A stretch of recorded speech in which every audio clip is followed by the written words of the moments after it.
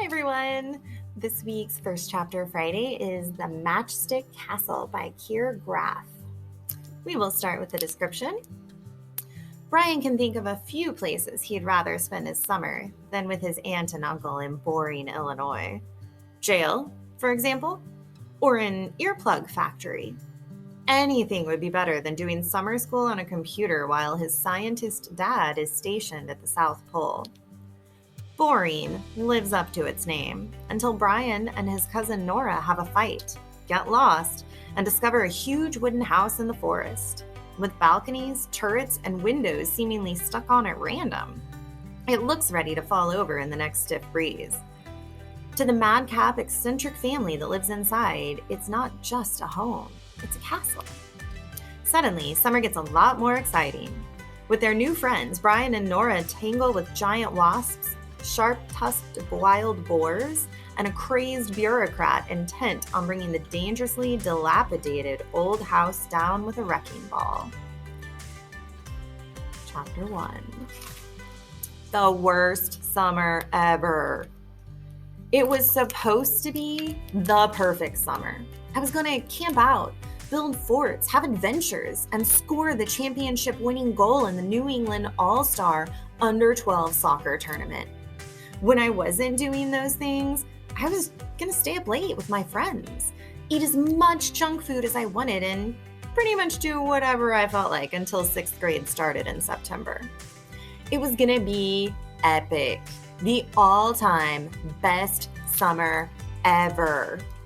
Instead, I ended up in boring Illinois. No, I'm not kidding.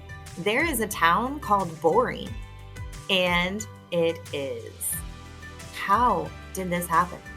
I asked myself that question on the way to the airport in Boston, on the plane, and on the drive to Uncle Gary's house, which was actually just outside Boring, so I guess technically it's almost boring. And I was still asking myself that question early on the afternoon I arrived, while Uncle Gary showed me how to use the educational software he had developed. You guessed it. I was having summer school on a computer. Uncle Gary's program was called Summer's Cool.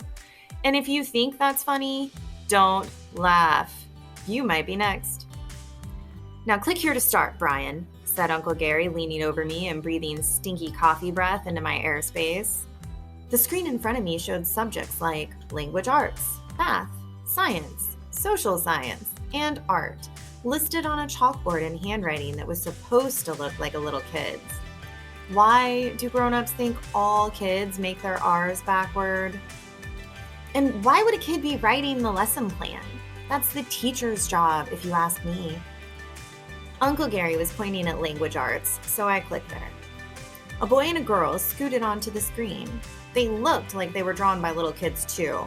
I'm not very good at drawing, but I could have done a better job. I was starting to feel like I was in kindergarten. "I'm Darren," said the boy in an annoying kid-like voice. "And I'm Dara," said the girl in the same voice, only higher pitched.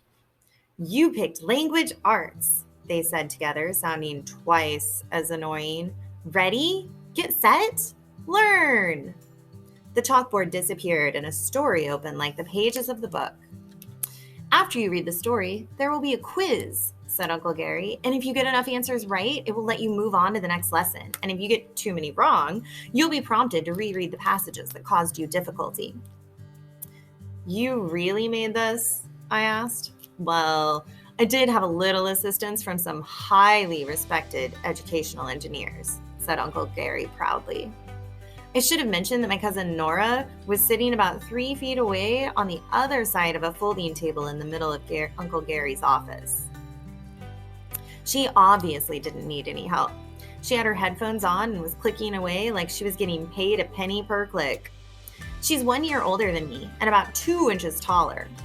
Uncle Gary has spent most of the ride from the airport telling me what an amazing student she was. According to him, she was the smartest girl in her class, the smartest girl in her school, maybe even in the whole country. And who knows, maybe he was right. I hadn't seen Nora since I was 5 years old, and I slimed her with a booger at somebody's wedding. I figured she'd just try to get me back. Hadn't she ever played booger tag? But she started crying and I had to go sit in the car. I'm not exactly a good student, but I am great at soccer and climbing and, well, lots of things. So far, Nora and I weren't hitting it off any better than the last time. When Uncle Gary brought me from the airport, she looked like I was a birthday present she'd gotten 3 years in a row. And in the couple of hours since then, she'd been acting like she wished she could return me to the store. "Think you got the hang of it, Brian?" asked Uncle Gary. Nora stopped clicking and looked up, like she was curious how I would answer. She reminded me of a scientist studying a chimpanzee.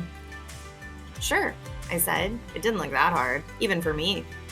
"Great. Then I pronounce summer's cool officially in session."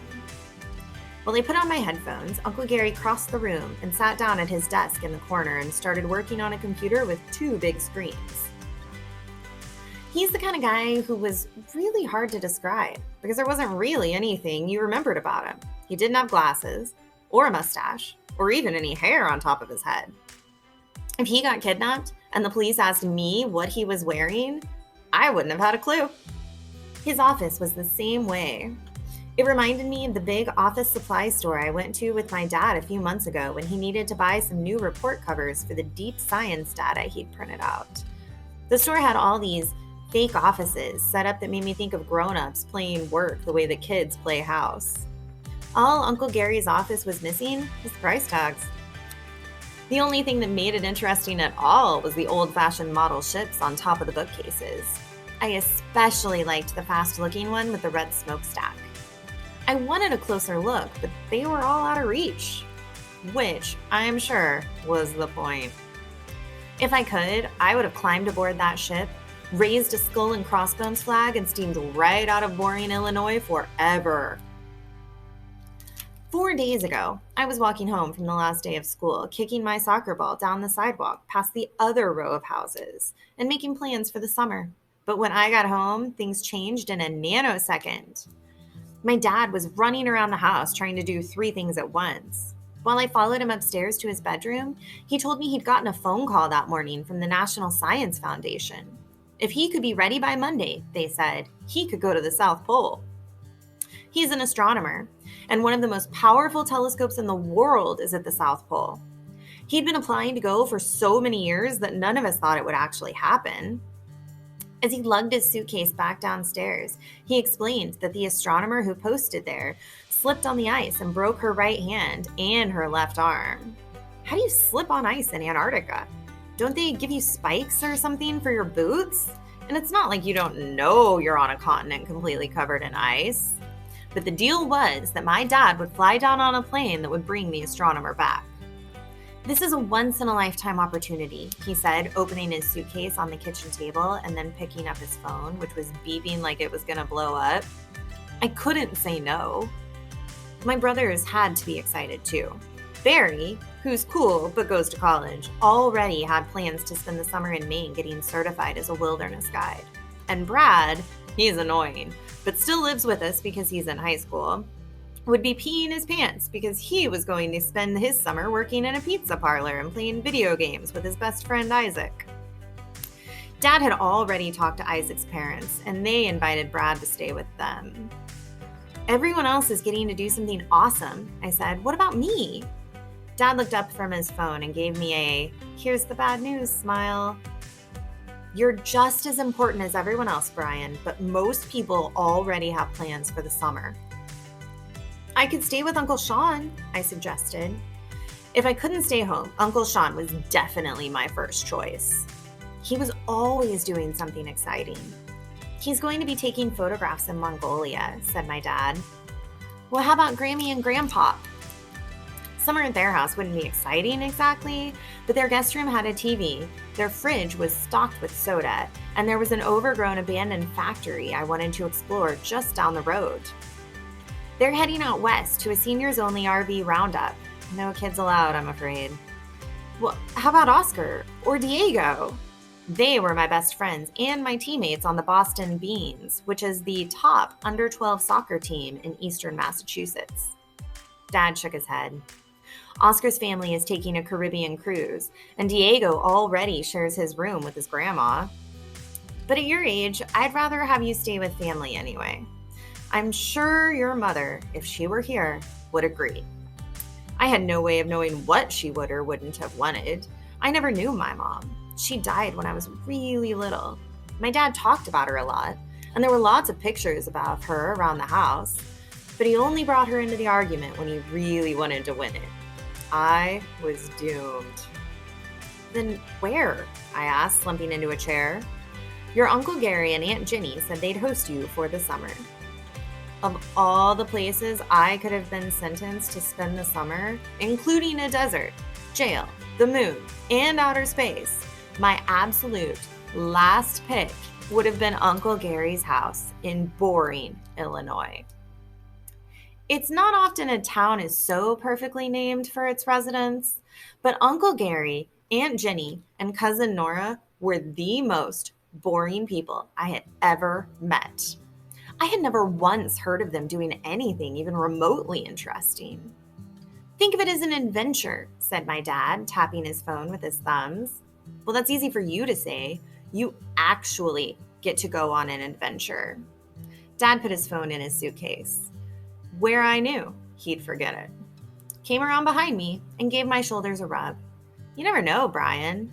You might have one too. So, because the length of chapter 1, we actually quit just with like 2 or 3 pages left of chapter 1. But this is going to have lots of action, and this one's going to be really funny. So if you're a type of person who really enjoys action books or adventure books or humor books, or even if you just like a little bit of fantasy, I think you'd really enjoy the Matchstick Castle. So be sure to run by and check it out if you are interested in chapter 1.